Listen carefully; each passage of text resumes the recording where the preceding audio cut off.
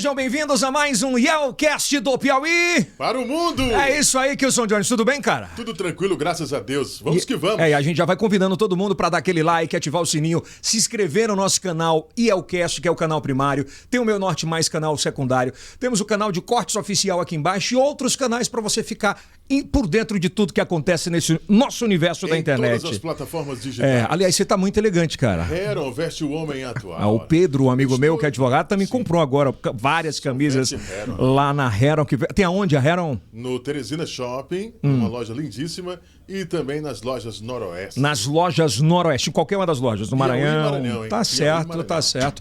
Compartilha com os amigos aqui, pega o link aqui embaixo, já manda, já dá aquele alô, já dá aquele like, o que é muito importante. Nós estamos numa semana dedicada a eleições da OAB 21 aqui no Meu Norte do Brasil, em especial no nosso estado. Essa é a última da série de três bate-papos aqui, bem descontraídos, contando um pouco da história de vida e o que esperar caso seja eleito presidente da OAB. Mas antes eu quero agradecer os nossos patrocinadores aqui do Yelcast, né? Com certeza. Agradecer a Faculdade Santo Agostinho, que está sempre com a gente aqui, firmes e fortes. UniFSA. A UniFSA. Agradecer a Formato, que é a Corporation Office, se você quer montar um escritório de advocacia de sucesso. Formato. Tem que passar pela Formato. A favorita, a maior bomba e melhor bomba do mundo. E pensa numa bomba. É, bom, o tamanho da tua barriga que tá aí. Aí tá. Aqui todo dia um cara ganha bomba, né? É verdade. O Will já engordou uns 10 aqui. Agradecer a Jupi Alimentos, que está com a gente também nessa empreitada, tá bom? Jadiel da Jupi, aquele abraço. A Hora Telecom, a melhor internet do Brasil. Lembrando, se você quer ter sucesso no ramo da internet, você tem que ter Hora Telecom. E aí, Félix? Tudo bem. Tudo tranquilo. Tudo tranquilo? Maravilha. Corta não, cara. Corta pra cara não. Ué. Internet de qualidade, Hora Telecom, não esqueça. Você precisa ter na sua casa. Todo mundo testado e aprovado pela Medifarma. Quem mais tá faltando? E é o Grupo Texas, é o texano que também está com a gente. Né? Que as iguarias do Texas. Nosso convidado que é um sarapatel, uma panelada. Aceita. Gosto de comer bem. Comer bem. Então come texano, tá certo. Hoje, nós estamos recebendo aqui ele que é nascido em Guadalupe. Terra 40 boa, anos de idade, filho de uma professora e um inspetor da SUCAM. Meu tio era inspetor da SUCAM em Sobral. É ele, Raimundo Júnior. Seja bem-vindo. Salve de palmas. Obrigado. O povo te chamava assim meio de gente, te achei simpático pra caramba. De boa, tranquilão. Sou nada, sou gente boa, gordinho. Gordinho, paz e amor, Quem é Raimundo Júnior, cara? Quem é? Eu sou um piauiense da Gema, nasci em Guadalupe, como você acabou de ler. Sou filho de uma professora e de um inspetor da SUCAM, aquele famoso borrifador da SUCAM. O borrifador era roupa amarela, não era verde? Que depois foi alçada a condição de inspetor. Estudei na minha cidade, em Guadalupe, até os 10, 11 anos de idade, vim para Teresina. Mas vamos lá, nessa linha do tempo, como é que foi essa infância lá? Foi infância? A infância é maravilhosa, porque a Guadalupe é uma cidade bem pacata e aprazível, né? Então era uma infância em que a gente tinha muito aquela infância mesmo da criança do interior, raiz. Tu já era gordinho, não? Não, eu engordei já nessa fase, digamos assim, final. Não, agora nessa fase mais... de uns 7, 8 anos pra cá. Mas eu sempre fui bem magro, né? E eu sou pequeno, né? Quantos irmãos, cara? Eu tenho 3 irmãos, um falecido. Um faleceu esse ano, em abril, por conta do Covid. Ele contraiu Covid e no pós-Covid ele faleceu. Então eram 3? Eram 3, Jesus, Ivan e Gilson. Né? E o Ivan faleceu. Eu há cerca de 60 dias fui abençoado com gêmeos. Olha! E tive a oportunidade de homenagear meu irmão. Nasceram o Ivan e o Bento. Aí colocou o nome do irmão. E essa infância, os 3, como é que era a educação dos teus pais, assim? É porque um pai que... Eldson, eu tenho uma questão peculiar. Eu nasci 14 anos depois do meu irmão mais novo. Putz. Então, assim, Como é que chama no interior, hein? Arrimo. Fim de rama. Fim de rama. Fim de rama. O fim de rama. Eu nasci 14 anos, então os meus irmãos, eles eram uma espécie de cuidadores realmente, né? Eles zelavam por mim. Minha mãe, quando eu nasci, ela teve uma hemorragia muito grave. A minha irmã é que cuidou de mim durante aqueles primeiros 60, 90 dias. O meu irmão Ivan, que faleceu, ele teve sempre uma relação muito paternal comigo. Contigo, né? O meu irmão Gilson era professor do Dom Barreto e eu fui bolsista do Dom Barreto, porque ele era professor quando eu vim para Teresina, né? Eu tive uma relação muito próxima com várias pessoas que o conhecem, inclusive. Né? O Cabo Jair era meu vizinho. O Cabo Jair. Em Guadalupe. É o policial influencer. Eu tenho até uma coincidência com o Jairo. O Jairo é de 13 de fevereiro de 80 e eu sou de 13 de fevereiro de 81. Mas uma infância raiz, futebol, banhar na captação, que lá nós temos a barragem, no Balneário Belém Brasília. Uma infância sem muitas condições financeiras assim, classe A, Não, uma B. infância normal, de classe média. Naquela época não tinha zap, né? Você ia pra rua, nada. falava, o pai tem Naquela tanta época hora. era jogar bola, era arrancar o tampo do dedo. Era Andar de bicicleta. Era pescar, entendeu? Então foi essa parte da infância. Essa parte, uma infância, diga-se de passagem, maravilhosa, extremamente representativa na minha vida. E eu, desde cedo, eu trilhei pelo estudo por conta da minha mãe. A semente quem plantou foi ela? A minha mãe é professora, né? E ela sempre dizia, ó, filho de pobre aqui no Piauí só vai para algum lugar se estudar. Filho de pobre, ou ele tem que ou ele estuda ou ele vai ficar para trás. E aí eu sempre estudei muito. Eu tenho até um episódio com a minha mãe que ela era muito severa com essa questão de estudo, né? Que uma vez eu estava estudando para uma prova de ciências e ela muito severa se zangou comigo. Eu me zanguei, na verdade, durante o estudo e eu rasguei uma folha do livro. Ave Maria. Ela rasgou o livro todo. Ela disse, a prova é amanhã, o seu livro está todo rasgado, agora se vire para arrumar um livro e estudar. E aí? Aí eu fui envergonhadamente, né? Na casa da professora, na época, disse a ela que havia perdido o livro e pedi um livro emprestado para poder estudar para a prova. Ela até foi uma prova em que eu fui exitoso, mas assim, são exemplos realmente de Qual o papel da tua mãe na tua vida, na tua infância? Minha mãe é tudo. Minha mãe é tudo, até porque meu pai se separou da minha mãe quando eu tinha entre 11 e 12 anos de idade. Então, assim, o homem que eu sou, o cidadão que eu sou, o advogado que eu sou, Yeltsin, eu devo, assim, basicamente a minha mãe, a tudo que ela fez, a como ela me preparou para isso, né? Como ela foi importante em momentos delicados da minha vida. Qual o momento mais delicado, assim? Na minha adolescência foi quando meu pai se separou da minha mãe, em que eu tive dificuldades, inclusive escolares, já estava no Dom Barreto, e ela segurou a peteca, ela disse, nós vamos segurar, você vai passar por isso, né? E ela foi sempre muito importante durante as minhas relações, na tomada de decisões na minha vida. Quando eu decidi me candidatar à presidência da ordem, ela foi uma das pessoas que conversou comigo e ela disse, às vezes quando a gente tem um sonho, a gente tem que seguir em frente. Se esse é seu sonho, siga em frente que vai dar tudo certo. Vejo que tu enche os olhos de lágrimas, né, cara? Não, porque realmente é uma relação muito forte, minha relação com a minha mãe. Pra você ter ideia, Aldson, quando eu morava em Guadalupe, eu dormia na cama com a minha mãe. Tinha separado do teu pai. E eu dormia com ela, né? Então, assim, sempre foi uma relação muito profunda. Eu costumo dizer até que minha mãe é minha melhor amiga. Quando eu quero confidenciar algo, você vai lá trocar algo, eu falo com a minha mãe, não é com o melhor amigo, não é às vezes com a esposa. É com ela. É com ela. Muito foda isso. É bacana falar sobre isso. Esse estreitamento de relação entre pai e mãe, né? Filho e mãe, que ao longo do tempo vem um pouco se perdendo. A advocacia tem essa paixão também, assim, de se tratar de confidencialidade com os seus? Passa um pouco também pelo mundo da advocacia? Claro, eu acho que um requisito básico da advocacia é isso, é até a questão da confiança, né? Essa transparência, olhar, confiar. A advocacia passa muito por isso também. A advocacia que é uma atividade de meio, né? E que precisa, portanto, aí gerar essa confiança. Sem sombra de dúvidas. Né? Como é que Teresina entra, então, na vida? Você tá lá Teresina em Guadalupe... entrou, eu tava em Guadalupe e eu disse... Você era namorador quando era novo, assim, lá na cidade? Não, eu nunca fui namorador, não. Dizem que eu sou, mas falam muito mesmo. Mas não, né? Não sou um Já cara... foi quando era mais novo. Eu sou um cara quieto. Agora eu tô com 4 meninas, eu tenho que trabalhar muito. É verdade, 4 já dá um trabalho. E aí, quando é que você chegou em Teresina? Eu cheguei em Teresina, eu decidi que Guadalupe já não me satisfazia em termos educacionais. E eu disse, mamãe, preciso estudar em Guadalupe. Ela disse, você só vai para Guadalupe, ou só vai para Teresina, se você for pro Dom Barreto. Por quê? Porque o meu irmão, que era professor do Dom Barreto, ele havia sido bolsista do Dom Barreto também. Já era uma sequência, né? Ele foi considerado um dos alunos, né, mais relevantes assim, da história do Dom Barreto. E aí eu tive essa facilidade no ingresso lá no Dom Barreto, porque não passei no teste. Pra você ter ideia, Aldis, eu tinha 4 disciplinas em Guadalupe.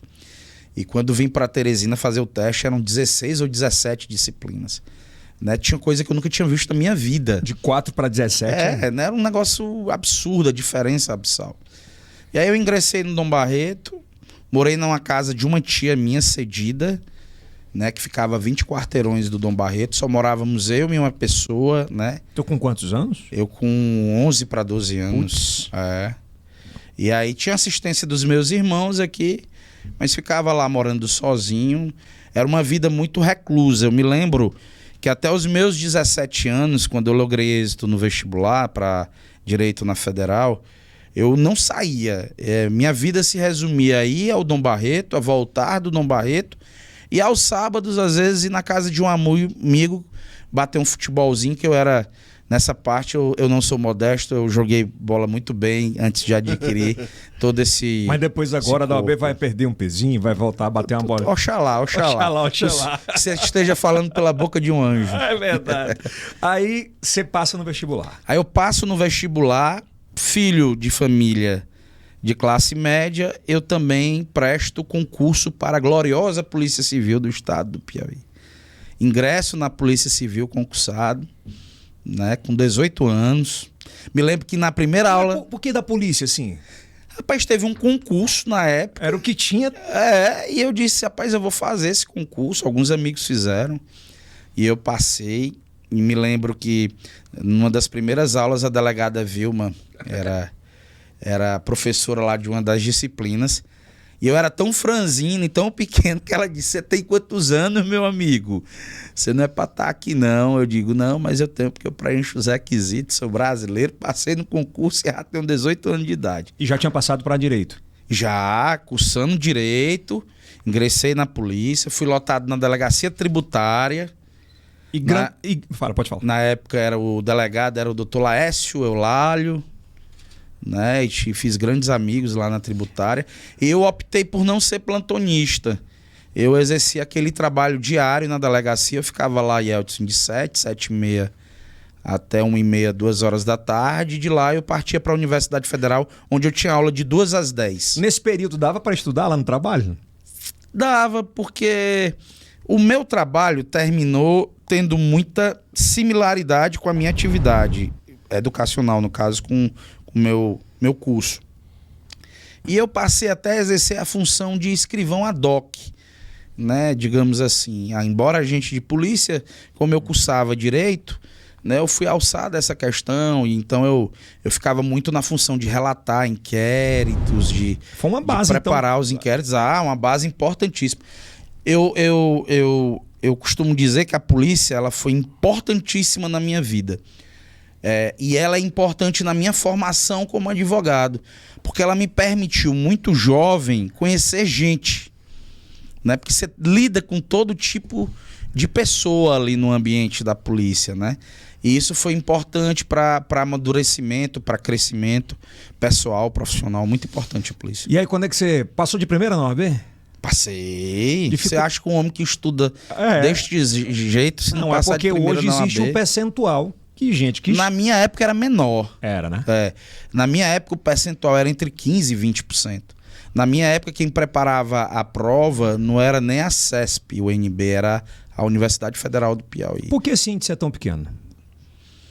Eu acredito que o índice é pequeno porque nós temos muitas faculdades hoje, muitas faculdades que não têm preparado o aluno da forma de vida correta, mercantilização.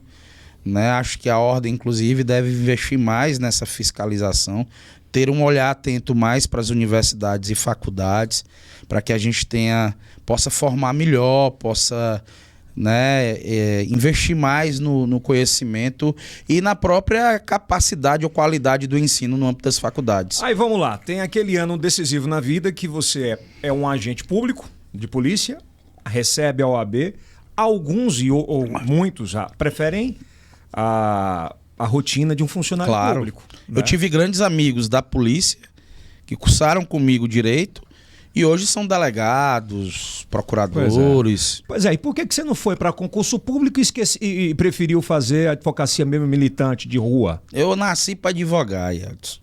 Desde o momento que eu ingressei no meu curso e tive a oportunidade de estagiar, eu entendi que eu nasci para advogar, eu não nasci para ser servidor público, eu nasci para vencer na advocacia.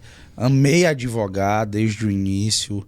Essa perseverança, essa dedicação diária, o estudo necessário, você montar uma estratégia processual, você fazer uma instrução, você está sustentando oralmente perante um tribunal, né?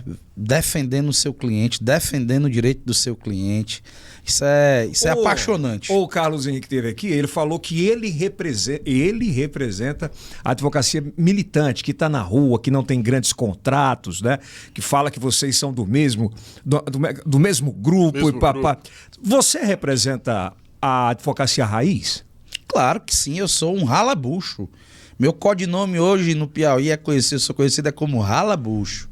Trabalhei muito, trabalho muito, estou todo dia nos fóruns, estou todo dia nos tribunais.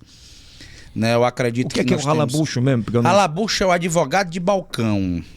Aquele que vai lá todo dia, vai despachar seu processo, vai atrás da defesa do seu cliente, vai fazer audiência, vai no interior. Eu ainda hoje realizo as minhas audiências, né? Realizo as minhas audiências de instrução, né? Tô toda semana no fórum, no tribunal, quando tem uma oportunidade. Então você representa, não é? Claro. Eu acho que nós temos que acabar na advocacia, em função de projetos políticos de ordem, de desunir, de afastar, de estigmatizar os colegas, Yeldson. Eu acho que o mais importante é nós entendermos que a definição em torno do nome que vai gerir a ordem no próximo triênio, ela passa pelo projeto, pela capacidade técnica de gerir a instituição e especialmente pelo modelo que você está apresentando para a advocacia, os nomes, a análise acerca do nicho onde o Yeldson trabalha ou dos clientes que ele possui, isso é o menos importante. Até porque a gente não pode criminalizar a advocacia. É bom falar sobre isso. A chapa vai muito além, por exemplo, do Raimundo Júnior. Claro, nós temos uma chapa com mais de 80 nomes. Né? É o presidente, mais 84 nomes. Nós temos aqui representantes, inclusive, da nossa chapa aqui. Grande Pedro Ricardo, que é candidato a conselheiro federal. Nossa chapa é uma chapa extremamente renovada, Yeldson. Uma diretoria diferente. Para você ter ideia, nós temos na diretoria 2 jovens advogados, o Fabrício, que é secretário-geral, e a Lívia, que é secretária adjunta. O Fabrício tem um escritório perto do mercado do Mafuá e a Lívia nem escritório tem. Ela é a famosa freelancer, né? Ela quando vai atender, é no escritório de alguns colegas e tal. É aquela que atua mais em casa, de forma, né, bem mais... Então vamos lá. Você é presidente da OAB. Kilson Johnny pegou a carteirinha da OAB agora. Não tem escritório, não tem ainda um advogado. Grupo. Está começando. O que vai ser diferente na sua gestão das outras? Jovem advogado. A começar o Kilson Jones, o famoso Kilson Jones. Aí. Que se fosse advogado já começaria famoso. Né? Ele vai começar com um programa... Isso é um incentivo, viu? Vou concluir o meu. Ele vai começar com um programa maravilhoso chamado Start na Advocacia. De lá o Kilson já vai sair com token gratuito, com plano de saúde diferenciado, com assessoria na área de marketing jurídico, na área de PJE, na área de PJE Calc, com identidade visual, com rede social. O Kilson Jones, jovem advogado, ele vai ter uma facilidade na hora de pagar a sua anuidade, porque nós vamos retomar o desconto de 30%, parcelar em até 12 vezes. O Kilson Jones, como jovem advogado, Yeldson, ele vai lá encontrar a mentoria da Jovem Advocacia, que é um programa que nós queremos implementar para que o jovem advogado tenha a oportunidade de andar ao lado de um advogado mais experiente naquele determinado nicho que ele escolher atuar, facilitando o ingresso dele na atividade, né? Permitindo que ele ganhe experiência. Nós vamos ter também a retomada na ESA de algo importantíssimo e que você perdeu na atual gestão, Yeltsin. Os cursos intensivos de iniciação à prática na advocacia. O presidente teve aqui e disse que a culpa foi da pandemia, que atrapalhou muita coisa e tal. Infelizmente, o presidente sempre usa como justificativa a pandemia, mas a advocacia, Yeltsin, ela espera que nós tenhamos um gestor criativo, né? Todo mundo espera, Yeltsin, que o gestor seja criativo. Pô, eu vou mais a... Nós não podemos, Yeltsin, simplesmente eleger um comandante de avião que num período desse liga o piloto automático e deixa as coisas andarem sob a justificativa de que se trata da pandemia. Nós poderíamos e pudemos avançar em várias outras questões, né? E me parece que a omissão e a letargia da ordem foi o que gerou essa quebra de expectativa. Pai, mano, você sabe também que muita gente fala assim, o discurso dele tá bacana demais para eleição, mas pô, ele tava no grupo, passou muito tempo lá, por que ele não cobrou? Por que ele não foi incisivo? Por que ele não fez? Qual é a resposta para esse tipo de público e para esse tipo de retórica? E a gestão da ordem ela é extremamente presidencialista, né? O presidente normalmente toca a ordem, ele é que define as políticas de gestão. Você não tinha voz? As políticas que são compromissadas. Eu me elegi na condição de conselheiro federal suplente, né? Então, assim, sou suplente, diga-se de passagem. Travei lutas importantes pela ordem quando fui convocado. Travo lutas importantes pela ordem sempre que sou convocado, independentemente de política de ordem. E independentemente de lado A, de lado B, o meu lado é o da advocacia. Para mim, o maior patrimônio da ordem é o advogado e a advogada piauiense. Nós temos que, às vezes, descer do palanques, nos despirmos de vaidades para brigarmos e lutarmos por melhorias para a advocacia. Mas o fato de eu ter me elegido ao lado do atual presidente nas últimas eleições não significa que eu tenha que coadunar, que comungar, Mas parece que dividir, eles né, das mesmas ideias. Ambos batem muito nisso. Eu não tenho. É como se você, Yeltsin, né, se eventualmente hoje fizesse parte de um determinado grupo ou de uma junção com alusão a uma determinada eleição, passasse a ter que concordar com tudo aquilo que eventualmente aquele representante do grupo fizesse, ainda que isso fira, magoa as suas expectativas, os seus princípios, os seus ideais. E o mais importante, eu não vou nunca comungar, eu não vou nunca estar ao lado, Yeltsin, de uma gestão de ordem que não tenha como coluna do esqueleto o advogado e a advogada do Piauí. O advogado e a advogada do Piauí está passando fome, está tendo dificuldade para sobreviver, tem muitas dificuldades de ingresso no mercado do trabalho, os processos não andam, as audiências são designadas para 2023 e 2024, não há assistência, não há acolhimento, os fóruns estão fechados. Eu nunca pediria a ninguém para me acompanhar num projeto desse, Yeltsin. Você se arrepende de ter votado no Celso? Absolutamente. E já pedi desculpa à advocacia piauiense. Um dos grandes erros da minha vida enquanto advogado e o mau passo que já dei em política de ordem foi ter votado no atual presidente de ordem. Eu já sabia que ele não geriria tão bem a ordem. Mas e por que votou? Mas não sabia que ele faria de forma tão catastrófica. É forte, hein? A palavra é muito forte, catastrófica. Mas a gestão é catastrófica. Hoje você tem uma gestão, e eu vi aqui uma passagem sua, Yeltsin, né, em que você disse que haveria um empate, né?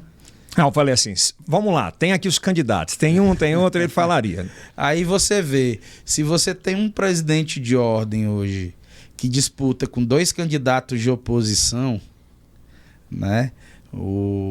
E que estaria empatado comigo no caso, que o outro né, estava fora do jogo, né? Eu me lembro dessa passagem. Que um estaria fora do jogo e a disputa estaria entre vocês dois. Mas veja bem, nós temos 2 candidatos de oposição e um candidato da situação.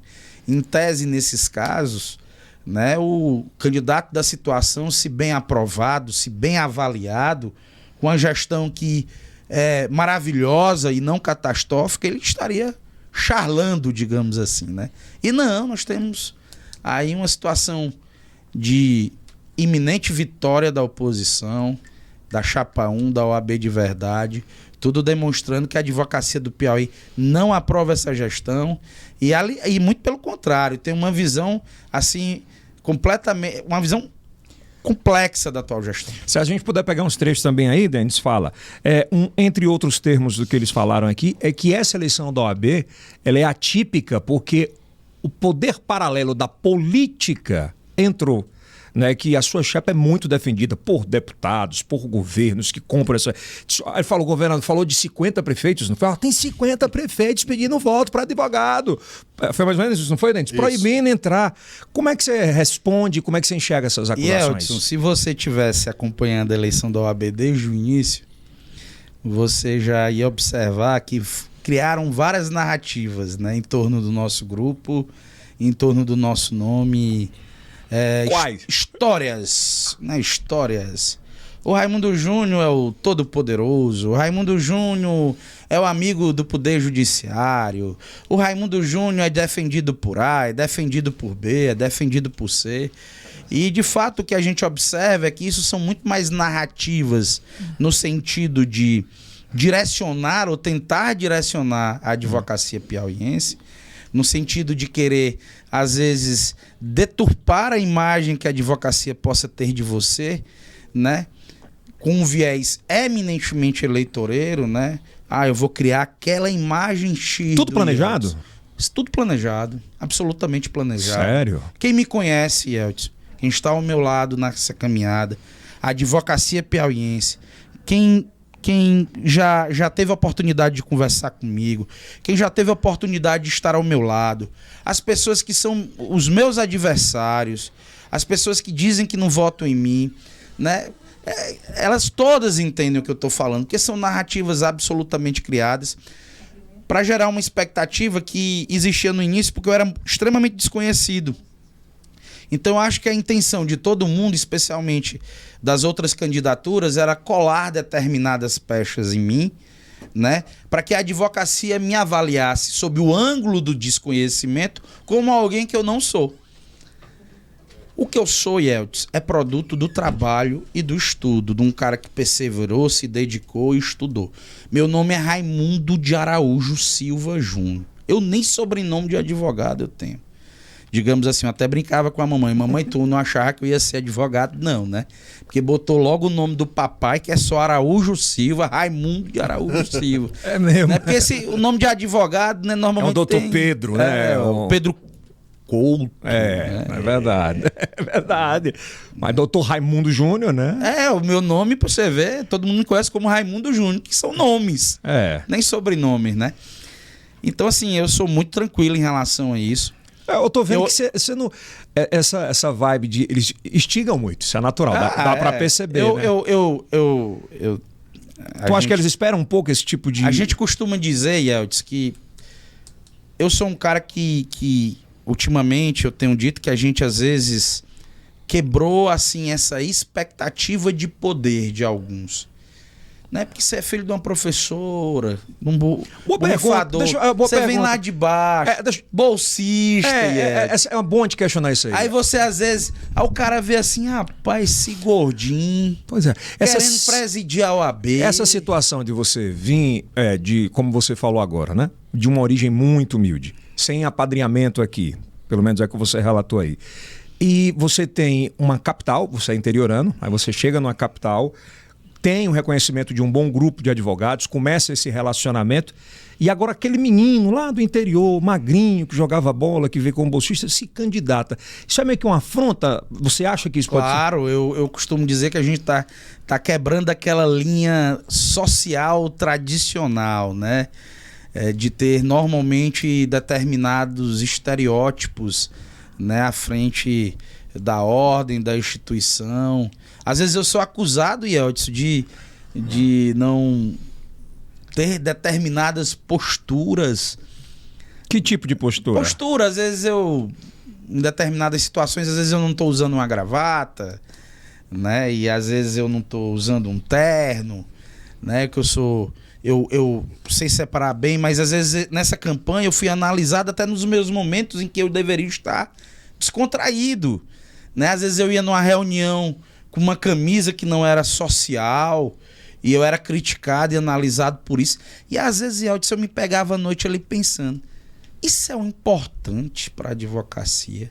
No momento que a gente está passando de dificuldade. Eu ouvi muitos caras falar de o Raimundo Júnior é muito arrogante, é prepotente. Mas são Você já ouviu falar também? Já, são os estereótipos que se criam. Eles criaram querendo colar na sua imagem? Claro, o que eu disse, de tal, poderoso, dono de relacionamento. Eu queria saber qual é o relacionamento que eu tenho que não seja fruto do meu trabalho. As pessoas que eu conheço, quando eu vou despachar no tribunal, isso é pela quantidade de anos que eu tenho na advocacia. São quantos anos já? 17, Eldson. Eu não sou mais um, né? Começou ontem, não. Comecei, eu tenho 17 anos de advocacia. De ralabucho. Toda semana, Eldson, dentro do tribunal, dentro do fórum, fazendo sustentação oral, né? E aqui a gente tem que absorver algumas coisas. Eu milito muito no Tribunal Regional Eleitoral, que lá nós temos um juiz federal, 2 juízes estaduais, 2 desembargadores e 2 representantes dos advogados. E lá normalmente eu estou todas as semanas lá. Então assim, você passa a estar lá diariamente, a conviver, as pessoas vendo o teu trabalho técnico, as tuas petições, os teus despachos, analisando a tua postura, a audiência, analisando a sustentação oral. Então nós precisamos parar de estigmatizar os colegas. Isso foi te causando mais respeito perante ao grupo dos advogados? Pô, é diferente, consegue fazer um trabalho realmente diferente. Claro, e eu acho que a advocacia hoje, o maior desejo dela, Eldson, para além dos nomes que estão na disputa, é realmente ter um projeto propositivo para a ordem. Um projeto que torne a advocacia mais proativa, mais protagonista, mais participativa.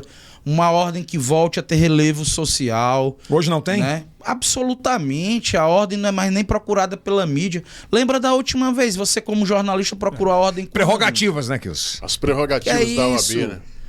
Se resume a isso hoje. Eu lembro de uma época em que a ordem era mais procurada do que o Ministério Público, Eldson. Era mais reclamada do que o Ministério Público. De uma ordem pujante, forte, tinha as paradas tinha relevo social. Tinha um homicídio contra uma mulher, tinha tem um prerrogativa. Claro, tem um ex-presidente de ordem que diz sempre... as comissões, né? O nosso patrimônio é a advocacia e nós temos sempre que apresentar, né, as nossas pautas sociais, porque a advocacia, a ordem, como instituição que ela precisa se fazer respeitada na sociedade. E com essas pautas sociais contra-majoritárias, a gente atinge esse objetivo. Vamos traçar um...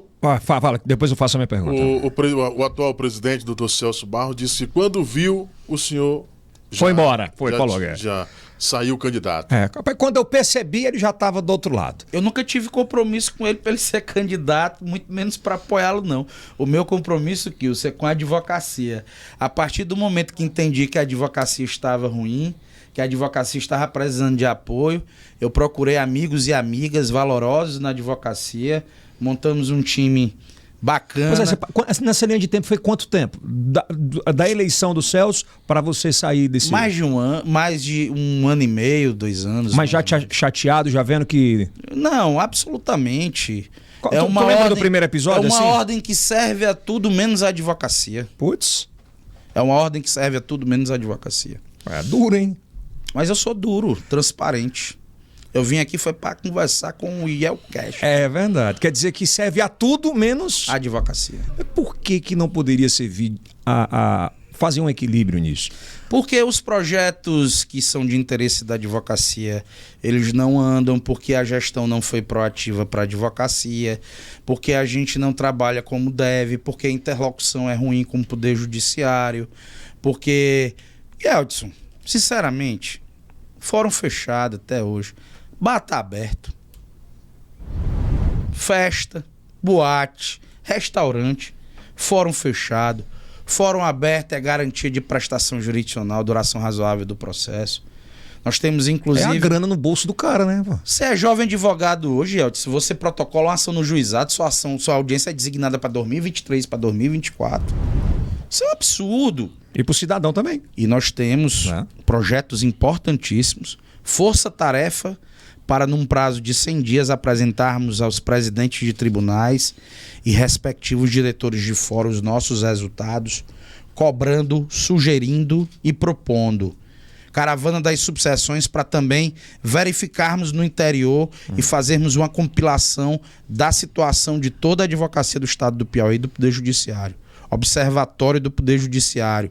Nós vamos criar um núcleo dentro da ordem para que a ordem esteja permanente informada sobre os problemas urgentes, mais graves em relação ao Poder Judiciário. Também vamos disponibilizar a chamada plataforma de acompanhamento judicial. O Yeltsin, como advogado, ele vai lá na plataforma e ele vai avaliar os serviços que estão sendo prestados por aquele respectivo magistrado, promotor, pelo serventuário da justiça. E eu particularmente tenho um xodó. Qual é? Núcleo de agilização dos processos. A grande discussão hoje é que a lentidão dos processos, ela termina por facilitar, digamos assim, a vida dos grandes advogados e grandes escritórios, ou que a morosidade, a ausência de resolutividade e efetividade do Tribunal de Justiça complique o ingresso na carreira, complique a vida de todos os advogados, especialmente do jovem. Através do núcleo, nós vamos setorizar a primeira comissão de relacionamento com o Poder Judiciário para termos comissões por nichos específicas. E nós vamos também setorizar a comissão de prerrogativa, para nós termos também por nicho. Nós vamos alinhar a comissão de relacionamento com o Poder Judiciário de prerrogativas, que ficarão diretamente ligadas ao núcleo, para que o núcleo adote providências com relação à duração razoável do processo. O Yeltsin foi hoje na 5ª vara, processo parado com 3 meses, ele mantém contato com a ordem vai para cima para saber por que o processo está parado, por que o processo não andou, por que o processo não é despachado, de quem é a culpa, oficiando e despachando, militando em favor da advocacia, Yeltsin. Para que todo mundo ande. Para que todo mundo ande. Mas isso está completamente planejado, que quem está do lado vai dizer assim, isso aí está no papel, mas não vai sair. Você está com isso tudo na cabeça. Planejado. Esse é, como eu disse para você, o meu xodó. Isso é meu compromisso primordial com a advocacia. Isso é a forma que nós encontramos, inclusive, de devolver dignidade e respeito para a advocacia. Da gente devolver, inclusive, inclusão para a advocacia. Para cada advogado e advogada do Estado do Piauí sentirem que os seus processos podem andar e que as providências serão adotadas pelo órgão que deve representá-los institucionalmente, que é a ordem. Que o Sr. Jones, rasga aí. Doutor Raimundo Júnior, o que o senhor acha da reeleição? Um instituto nefasto. O atual presidente da ordem até costuma dizer que eu sou eleitoralista, que não entende por que é que eu não defendo a reeleição. A reeleição no âmbito da política partidária é uma... Você só quer 3 anos? Há uma permissão. Eu já protocolei, registrei publicamente em cartório que eleito presidente da ordem não concorrerei a mais nenhum cargo. Eu acho que no âmbito da política de classe a reeleição ela interfere ainda mais do que a política eleitoral. O abuso ele fica ainda mais materializado. A ausência de gestão para a classe, ela fica impactada negativamente, Yeltsin, porque um prefeito, quando vai para o último ano de eleição, para reeleição, ele já tem dificuldades. Na nossa classe, numa eleição de 3 anos, você fica 1 ano para ajeitar a casa, o outro ano, Yeltsin, aí você começa a gerir, e no outro ano o cidadão já quer fazer a eleição. Então, assim, o Instituto da Reeleição praticamente interfere na boa gestão. Então você só precisa de 3 anos? Só preciso de 3 anos para fazer, Yeltsin, a melhor gestão de ordem da história do Piauí. Ao final de 3 anos, nós vamos nos eleger presidente da ordem domingo. E ao final dos 3 anos, eu estarei no seu programa, compilando tudo aquilo que fizemos pela advocacia do Piauí. E eu vou dizer a você aqui ao final dos 3 anos que nós vamos ter feito a melhor gestão de ordem. Algumas perguntas foram feitas, é importante a gente refazer essas perguntas, foram feitas para todos os que participaram aqui, né? É claro e óbvio, a grande massa não sabe disso, muita gente não sabia, inclusive nos comentários, que o presidente da ordem não tem salário. Não é? É um trabalho voluntário. É um trabalho voluntário. E a gente tem visto uma estrutura absurda, campanha magnífica visualmente, de estrutura. O que é que ganha o Raimundo Júnior sendo eleito presidente da OAB? A ordem é servir, Eldson.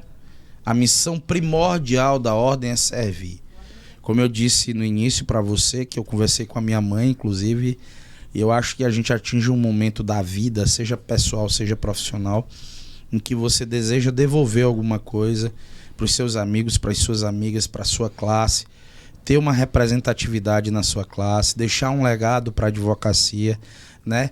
Servir a advocacia num momento tão complexo. Isso passa, por exemplo, por tudo que você sonhou na vida. Claro. Deus te deu muito mais do que você imaginou? Eu sou hoje um felizardo, né?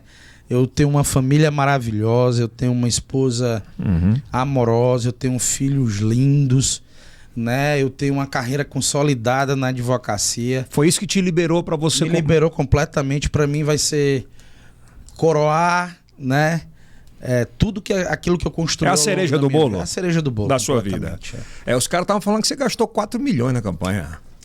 Aqui falaram.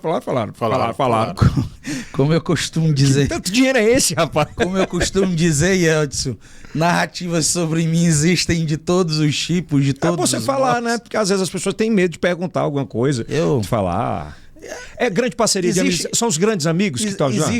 Existem alguns absurdos que são assim... Esclareça. Desse tipo, né? De você gastar. Raimundo Júnior gastou 4 milhões na campanha do OAB. Esse tipo é igual acordo, né? O Yeldson pede 100, o outro pede 20, aí o cara diz, pô, não tenho nem como mensurar porque os dois estão muito distantes. Então, assim, são coisas que a gente não consegue nem responder, faz parte do folclore que se criou em torno de mim. É como você falou agora, né? Você é muito bem resolvido financeiramente, profissionalmente, amorosamente. E agora quer servir, devolver, pelo menos isso que você falou. Então isso é um preço, é um custo, mas que você está disposto a fazer. Claro. Não tirando dos outros, não enrolando ninguém e não sendo mau caráter, Yeldson. Tá valendo. Não tem problema nenhum. Tá valendo. Por que o senhor defende a CAAP seja mais independente, uma independência de verdade?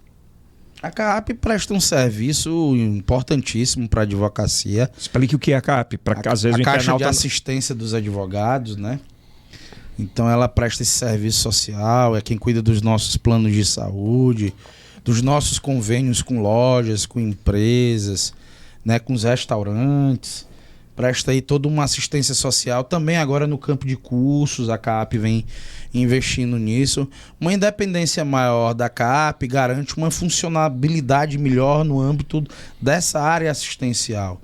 Né? Você garantindo uma liberalidade maior para a CAAP é uma garantia de que o advogado vai ter um serviço mais profissional, mais especializado, uma assistência maior. Um outro ponto que chamou a atenção nesses bate-papos aqui era a grana que é gasta, né, com publicidade. Se você é eleito, você muda isso, usa muito mais pros advogados em vez de institucionalmente? Claro. Você acha que foi um grande erro? É um erro? Como é que funcionaria? Eu acho que a gente tem que rever alguns conceitos e gastos no âmbito da ordem, para nós termos uma boa gestão de ordem. A doutora Andréa Araújo, que preside atualmente a CAAP, em relação ao plano de saúde, ela está fazendo uma gestão mais profissional, houve a contratação de uma gestão mais profissional. E às vezes, apesar do advogado ter expertise no âmbito financeiro, né, alguns advogados o possuem, às vezes é bom também que a gente tenha essa assessoria para a gente ter uma melhor gestão dessa questão financeira. O que a gente discute às vezes são gastos excessivos, às vezes de passagens aéreas, gastos excessivos, Yeldson, no âmbito da publicidade, e você às vezes se apequena em assuntos que são importantes. Por exemplo, as subseções, elas têm repasses hoje já congelados há vários anos e que são irrisórios e que às vezes retiram a capacidade de independência maior das subseções, que ficam sempre com o pires na mão. Se vai fazer o dia da mulher, vem pedir dinheiro. Se vai fazer o dia do advogado, vem pedir dinheiro. Se vai fazer qualquer tipo de atividade, vem pedir dinheiro. Nós temos, inclusive, uma sugestão para as subseções, Wilson, que é garantir o valor fixo e dar um percentual hoje das anuidades sobre a adimplência. Certo. A subseção vai brigar por uma maior adimplência lá no âmbito local e com isso nós vamos garantir um percentual do valor que vai ser arrecadado para que ela possa ter essa parcela fixa e a outra variável aumentando a sua receita e sua capacidade de melhorar a vida de cada advogado e advogada da região. A gente está vivendo uma era de muito feliz por isso, pelo esse empoderamento feminino, não foge isso à advocacia feminina, né? As mulheres da OAB, o que é que elas representam na sua chapa e você eleito, né? O que é que você muda do cenário atual? Eu acredito que nós temos que, primeiro, compreender a necessidade das mulheres exercerem, de fato, papéis importantes no âmbito da gestão e, de fato, delas terem a liberdade de exercerem os cargos que estão ocupando, né? Nós temos aí uma co-presidente, que eu não chamo de vice-presidente, vai ser a minha co-presidente, doutora Nayara Moraes, qualificada, pós-doutor, que tem condição de exercer um trabalho grandioso pela ordem, grandes representantes femininas na chapa, a Lívia, a Aline, a Andréia, né, figuras representativas da advocacia feminina no Piauí. Eu acredito que nós temos que avançar em pautas importantes para a mulher advogada. Quais?